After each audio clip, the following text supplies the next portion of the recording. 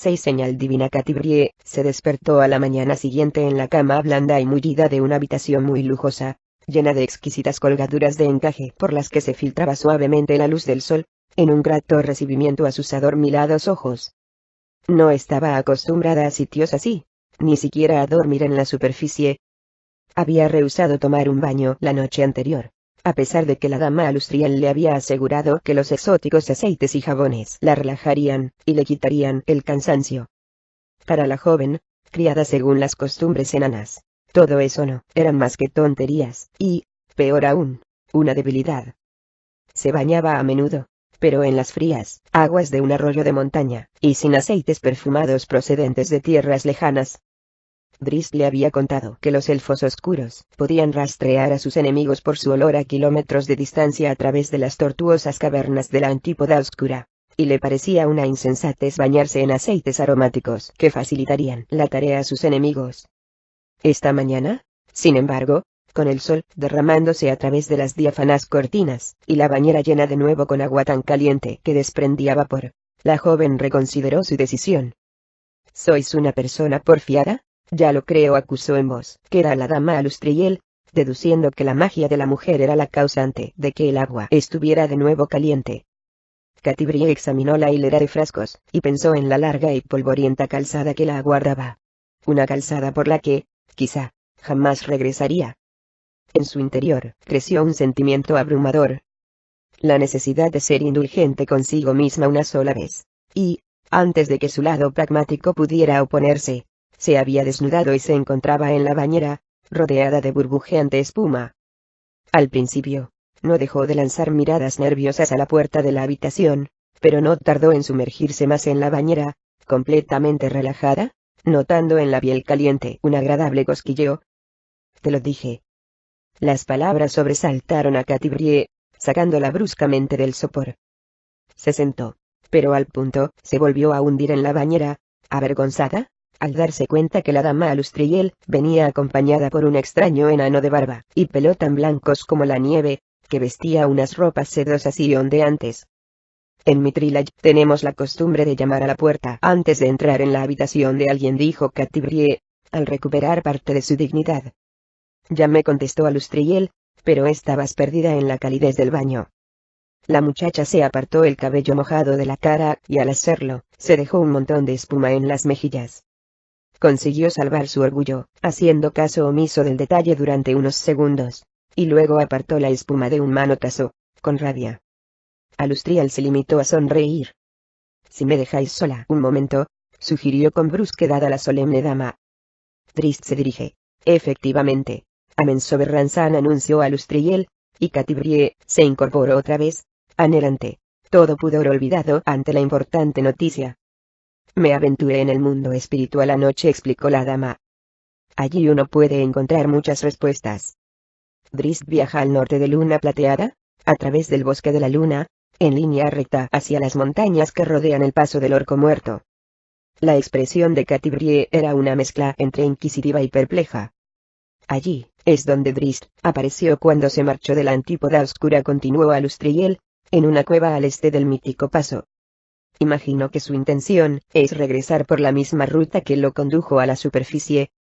«Llevadme allí», demandó la joven mientras salía del agua, demasiado absorta en las noticias como para sentir vergüenza. «Te proporcionaré monturas», dijo la dama al tiempo que le tendía una gruesa toalla. «Los caballos encantados te permitirán viajar a gran velocidad. No te llevará más de un par de días llegar». «¿No podéis hacer uso de vuestra magia para enviarme allí?», preguntó Catibrie. Su tono era cortante, como si pensara que Alustriel no estaba haciendo todo lo que estaba en su mano. «No conozco la localización de la cueva», explicó la dama de cabello plateado. La joven paró de secarse, y casi dejó caer sus ropas, que había recogido ya. La miró fijamente con una expresión aturdida, impotente. «Por eso he traído a Fretit», explicó Alustriel mientras levantaba una mano para tranquilizar a la joven. «Fredegar Triturarrocas», rectificó el enano en una voz extrañamente melodiosa, y abrió los brazos mientras hacía una cortés reverencia. A Catibrie le pareció como si fuera un elfo atrapado en el cuerpo de un enano. Frunció el entrecejo mientras lo observaba detenidamente por primera vez. Había pasado casi toda su vida rodeada de enanos y nunca había visto uno como este.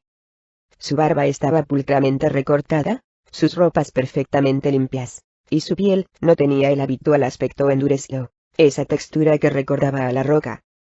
Demasiados baños en aceites perfumados. Fue la conclusión a la que llegó la joven, que dirigió una mirada desdeñosa a la humeante bañera.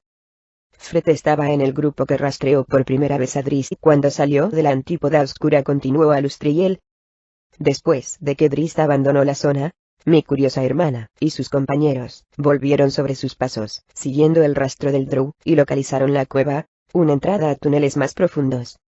Comillas angulares derechas, no me decidía a indicarte el camino, añadió la dama de luna plateada tras una larga pausa. Su preocupación por la seguridad de la joven era patente en su tono y su expresión. Los azules ojos de Catibrie se estrecharon, y luego se puso los pantalones con rapidez.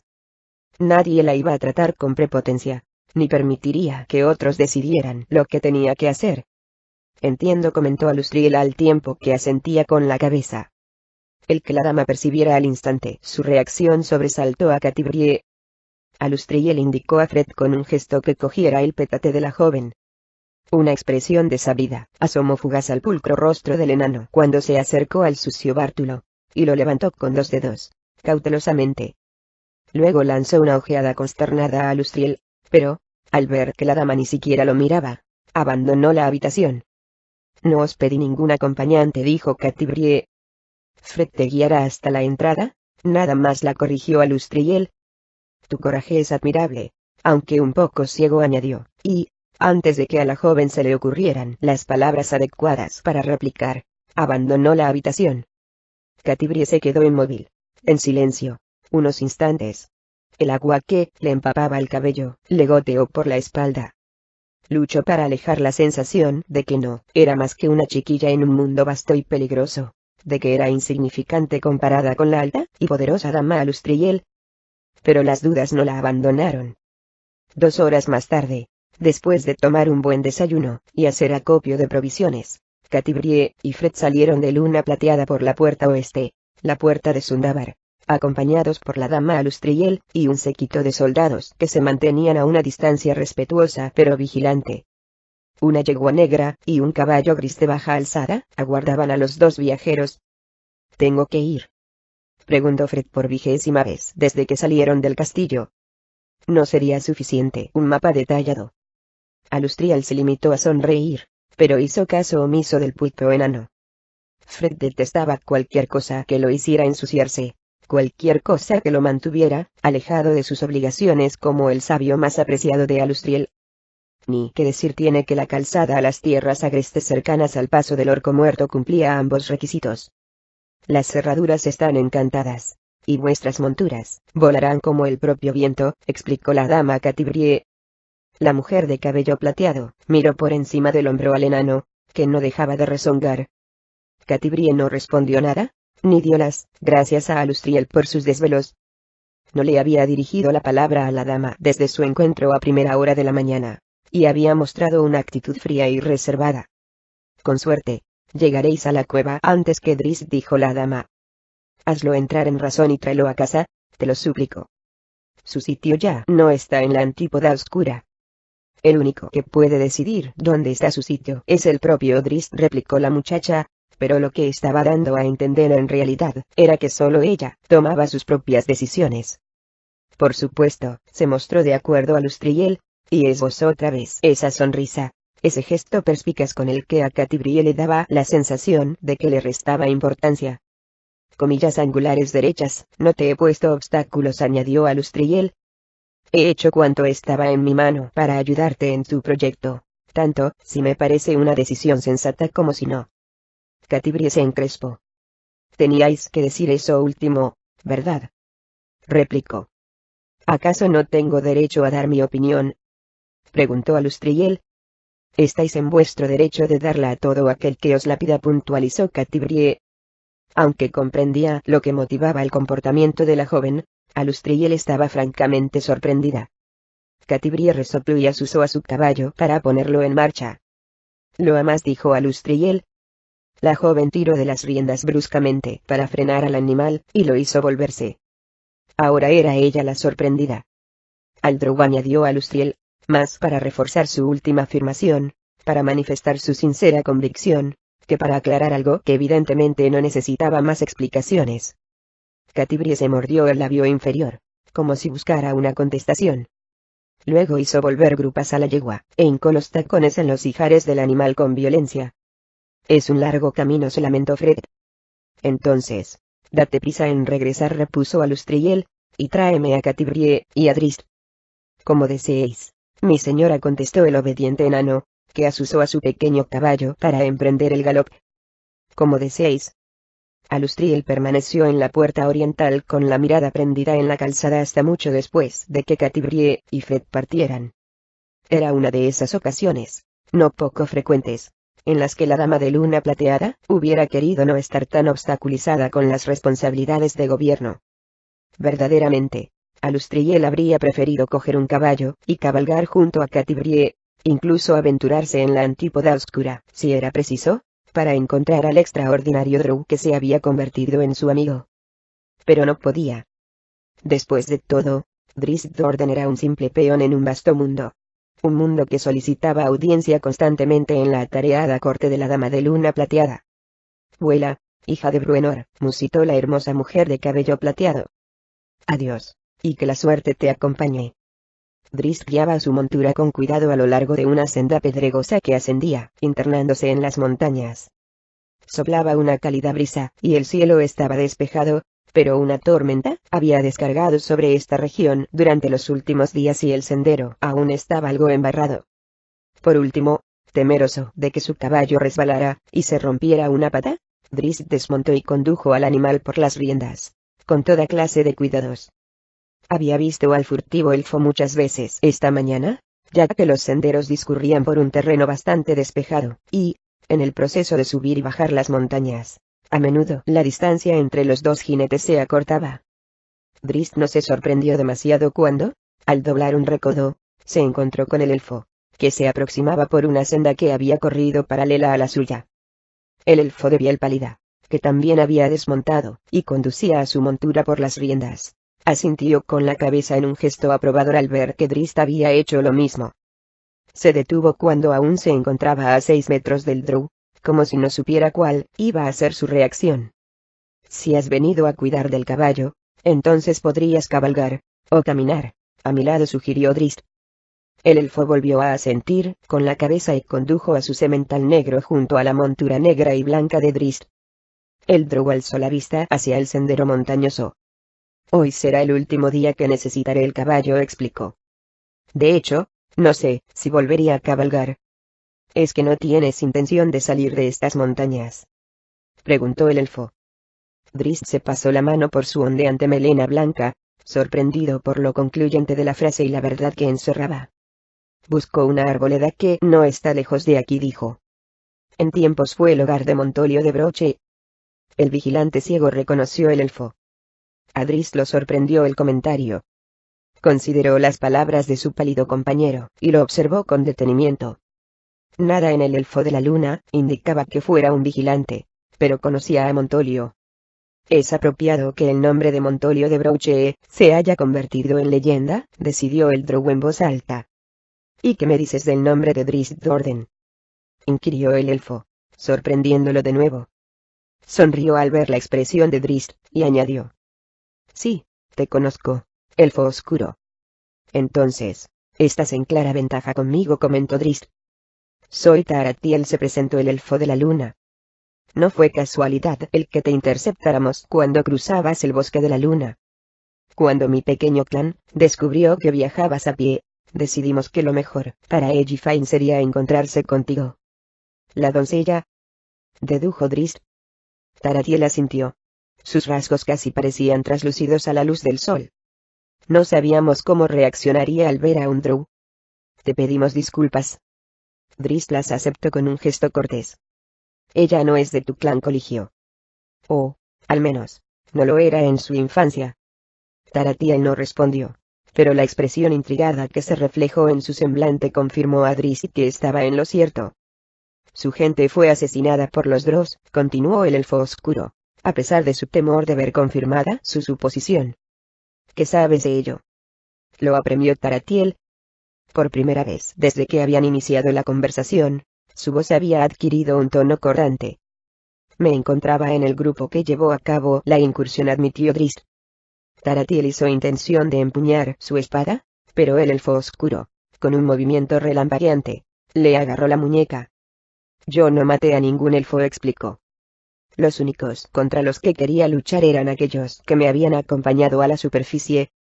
Los músculos de Taratiel se relajaron, y apartó la mano de la espada. Elliffain apenas recuerda nada de la tragedia. Habla más de lo ocurrido en sueños que cuando está despierta, y entonces solo divaga. Hizo una pausa y su mirada se prendió en la del elfo oscuro. Hacía mención a ojos de color púrpura. No entendíamos qué quería decir con eso, y cuando se lo preguntábamos no sabía qué responder. El púrpura no es un color corriente de ojos en los Drows, conforme a nuestras leyendas. No lo es, le confirmó Drizzt, y su voz sonó distante, como si reviviera aquel terrible día tan lejano. Esta era la doncella elfa. La misma por la que un Drizzt Do'Urden más joven había arriesgado todo por salvarla. La misma cuyos ojos lo habían convencido, fuera de toda duda, de que el proceder de su gente no era el que le dictaba su corazón. Así pues, cuando oímos hablar de Drizzt Do'Urden, el amigo Drow del rey enano que había reconquistado Mithril, el Drow de ojos púrpura, pensamos que lo mejor para Elliffain sería enfrentarse a su pasado, explicó Taratiel. Drizzt asintió de nuevo, con la mirada prendida en el paisaje montañoso que en realidad no veía, pues su mente estaba reviviendo el pasado. Taratiel no hizo más comentarios sobre el asunto. Al parecer, Elliffain había revivido su pasado y el choque emocional había sido demasiado fuerte. El elfo de la luna rehusó el ofrecimiento de Drizzt de que cogiera los caballos y se marchara. Ese mismo día, unas horas después, los dos cabalgaban de nuevo por un angosto sendero en lo alto de un paso, un terreno que Drizzt recordaba muy bien. Pensó en Montolio, Moossie, su mentor en la superficie, el viejo vigilante ciego que podía disparar un arco guiado por los gritos de su voz. Montolio había sido quien le había hablado a un joven Drizzt de una divinidad que personifica los mismos sentimientos que conmovían el corazón del Drow, y los mismos preceptos que guiaban la conciencia del elfo oscuro renegado. Su nombre era Mieliki, la diosa del bosque, y, desde aquellos días de convivencia con Montolio, Drizzt Do'Urden se había dejado guiar por su silenciosa tutela. Drizzt se sintió asaltado por una avalancha de emociones cuando el sendero se apartó del paso y empezó a ascender una pendiente más escarpada, por una zona de peñascos desprendidos. Lo aterrorizaba lo que podía encontrarse. Quizás una horda de orcos, los despreciables humanoides, abundaban en esta región, había ocupado la maravillosa arboleda del viejo vigilante. Y si había sido presa del fuego, y solo quedaba una llaga árida en la tierra. Entraron en un denso soto, siguiendo a lo largo de una trocha angosta, pero bien marcada, con Drizzt a la cabeza. El vigilante vio que la fronda se aclaraba un poco más adelante, y, al otro lado de la línea de árboles, divisó un pequeño prado. Sofrenó a su caballo, y se volvió a mirar a Taratiel. La arboleda, explicó al tiempo que desmontaba. Taratiel hizo otro tanto. Ataron los caballos al resguardo del soto, y avanzaron sigilosos hacia el borde de la vegetación. Allí estaba el huerto de Moossie, un espacio de unos 60 metros de longitud, de norte a sur, y la mitad de ancho. Los pinos se erguían altos y rectos, ningún fuego había azotado la arboleda y los puentes de cuerdas que el vigilante ciego había construido todavía podían verse tendidos entre los árboles a diferentes alturas. Incluso la cerca baja seguía intacta, ni una sola piedra descolocada, y la hierba no estaba crecida. Alguien vive ahí, razonó Taratiel, pues el lugar no mostraba un aspecto agreste.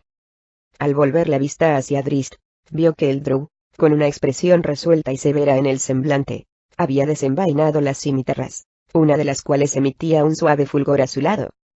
Taratiel enganchó la cuerda de su arco largo mientras Drizzt salía de la maleza con sigilo, y salvaba rápidamente la distancia que lo separaba de la cerca de piedra. El elfo de la luna echó a correr, y se situó junto a su compañero Drow. He visto huellas de muchos orcos desde que entramos en las montañas, susurró Taratiel. Tensó la cuerda del arco, y asintió con la cabeza, la expresión severa. Por Montolio. Drizzt repitió su gesto, y se asomó muy despacio por encima de la cerca de piedra. Esperaba ver orcos, y confiaba en que luego los vería muertos. El drow se quedó paralizado. Sus brazos colgaron inertes a sus costados, y empezó a jadear, como si de repente le costara un gran esfuerzo respirar. Tarathiel le dio un codazo, pidiendo una explicación, pero, viendo que el drow no reaccionaba, el elfo levantó el arco y se asomó al borde de la pared. Al principio no vio nada, pero entonces siguió la mirada estática de Drizzt hacia un estrecho hueco entre los árboles del extremo sur, donde una rama se mecía como si algo acabara de rozarse contra ella. Tarathiel alcanzó a ver una fugaz mancha blanca entre las sombras de la espesura. Pensó que era un caballo. En ese momento, salió de las sombras un poderoso corcel de pelaje cegadoramente blanco. Sus peculiares ojos, de un fuerte color rosa, relucían, y en la frente le crecía un cuerno marfileño. El unicornio miró en la dirección donde se encontraban los compañeros, piafó y soltó un resoplido. Tarathiel tuvo el sentido común de agacharse, y tiró del pasmado Drizzt Do'Urden, arrastrándolo consigo. Un unicornio, articuló en silencio el elfo de la luna. En un gesto instintivo, el drow se llevó la mano al cuello de su capa de viaje, al colgante que representaba la cabeza de un unicornio, y que Regis había tallado para él en el hueso de una trucha de cabeza de jarrete. Tarathiel señaló al denso soto por donde habían llegado, e indicó mediante gestos que Drizzt y él deberían marcharse, pero el drow sacudió la cabeza. Recobrada la compostura, Drizzt se asomó otra vez por el borde de la cerca. La zona estaba despejada, sin señal alguna de que el unicornio se encontrara por los alrededores. Deberíamos marcharnos, dijo Tarathiel tan pronto como también él llegó a la conclusión de que el poderoso animal no estaba cerca. Consuélate con la idea de que el huerto de Montolio está al cuidado de la mejor custodia imaginable. Drizzt tomó asiento en la valla, escudriñando fijamente la maraña de pinos. Un unicornio. El símbolo de Mieliki, el símbolo más puro de la naturaleza. Para un vigilante, no había animal más perfecto. Y para Drizzt, no podía haber un guardián mejor para el huerto de Montolio de Broche. Le habría gustado quedarse en la zona durante algún tiempo. Le habría gustado muchísimo volver a vislumbrar a la esquiva criatura, pero sabía que el tiempo apremiaba, y que los oscuros corredores lo aguardaban. Miró a Tarathiel, y sonrió. Luego, se dio media vuelta para marcharse. Pero el camino a través del pequeño prado estaba interceptado por el poderoso unicornio. ¿Cómo lo ha hecho? Debe de ser mágica, comentó Tarathiel. Ya no era necesario hablar en susurros, pues el animal los había localizado, y piafaba con nerviosismo al tiempo que agitaba la hermosa cabeza. Mágico, en todo caso, lo corrigió Drizzt al reparar en la perilla blanca, un rasgo exclusivo del unicornio macho. Una súbita idea se adueñó del drow, que envainó las cimitarras y bajó de la valla de un salto. Él o ella, tanto da. Pero, ¿cómo lo ha hecho?, insistió Tarathiel. No oí el trapaleo de los cascos. Un repentino brillo iluminó los ojos del elfo al ocurrírsele una posibilidad. A menos que haya más de uno. Solo hay uno, le aseguró Drizzt. Estabas acertado en tu anterior suposición. Hay algo mágico en los unicornios, y este lo ha demostrado al aparecer de manera tan repentina. Da un rodeo por el sur, susurró Tarathiel. Yo iré por el norte. Si no se siente amenazado por nuestra presencia. El elfo de la luna enmudeció al ponerse Drizzt en movimiento, pero no hacia el sur, sino directamente hacia el animal. Comillas angulares derechas, ten cuidado, le advirtió. Indudablemente, los unicornios son bellísimos, pero, según se dice, también pueden ser peligrosos e impredecibles. Drizzt levantó una mano para acallar al elfo, y siguió alejándose de la cerca muy despacio. El unicornio relinchó y sacudió la poderosa cabeza, agitando violentamente las crines. Golpeó el suelo con un casco, y el impacto abrió un hoyo profundo en el césped. Cuidado, Drizzt Do'Urden, advirtió de nuevo Tarathiel. De haber hecho lo que le dictaba el sentido común, Drizzt debería haber dado media vuelta. El unicornio bien podía arrollarlo y aplastarlo con sus cascos, y su agitación crecía con cada paso que daba el drow. Pero la bestia no se lanzó contra él ni agachó la cabeza para embestirlo y atravesarlo con el cuerno. Poco después, el drow estaba solo a unos cuantos pasos, sintiéndose insignificante ante el magnífico animal. Drizzt alargó una mano, muy despacio, con delicadeza. Sus dedos rozaron el espeso y brillante pelaje del unicornio. Luego avanzó otro paso, y acarició el musculoso cuello del magnífico animal.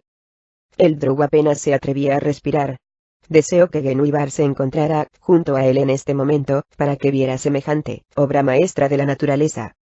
Deseo que Catibrie estuviera aquí, pues la joven sabría apreciar la magia de este instante tanto como él mismo. Volvió la vista hacia el elfo, que estaba sentado en la cerca de piedra, y sonreía de oreja a oreja. La expresión gozosa de Taratiel se tornó en otra de sorpresa, y Drizzt giró la cabeza, y se encontró con que su mano acariciaba el aire. El unicornio había desaparecido. Segunda parte. Plegarias. Sin respuesta desde el día que abandoné Menzoberranzan, no me había sentido tan atormentado por las dudas ante una decisión. Me senté a la entrada de la cueva, contemplando las montañas que se alzaban frente a mí, y el túnel que conducía a la antípoda oscura, a mis espaldas.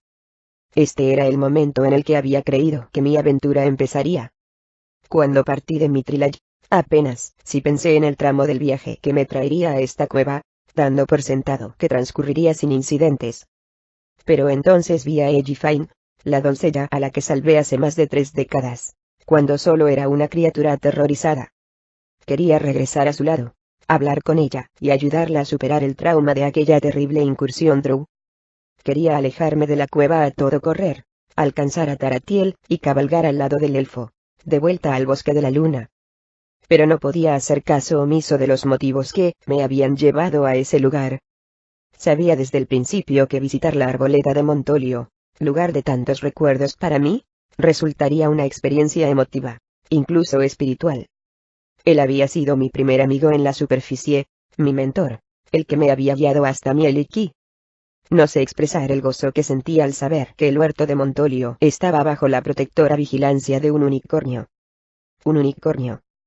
Había visto un unicornio, el símbolo de mi diosa, el sumum de perfección de la naturaleza.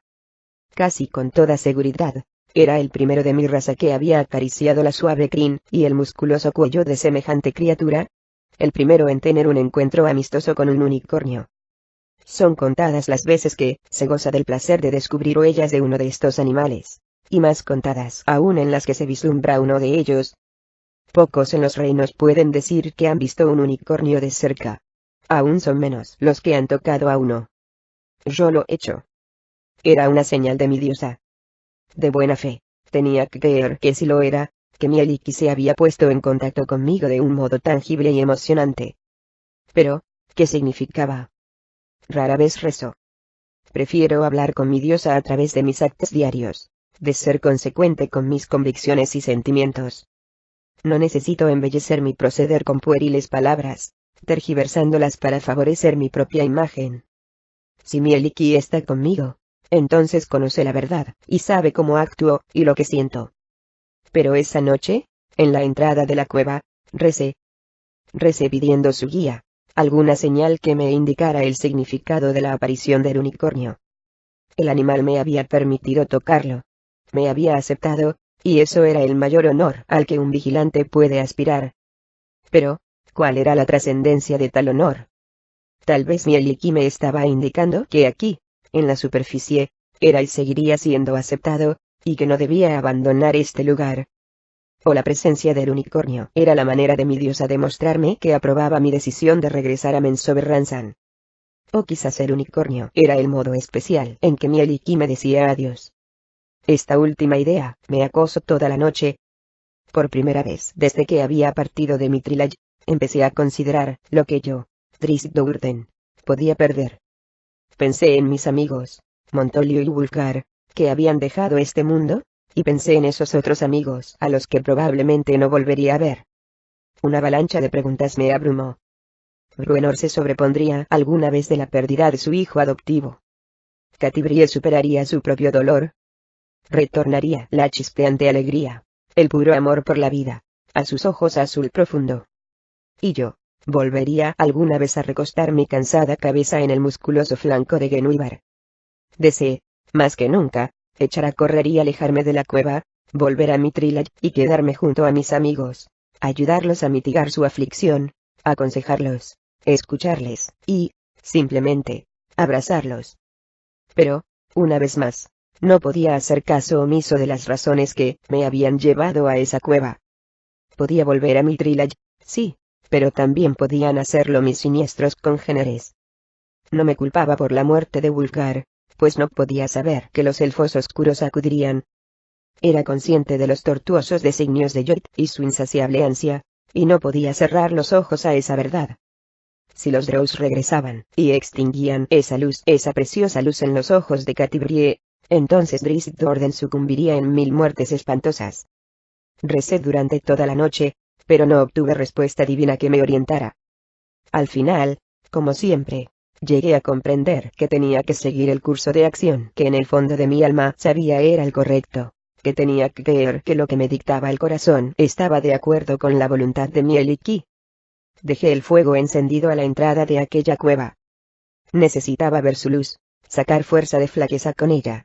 Y así, mientras me fue posible, seguí volviéndome a mirarla mientras caminaba hacia el túnel.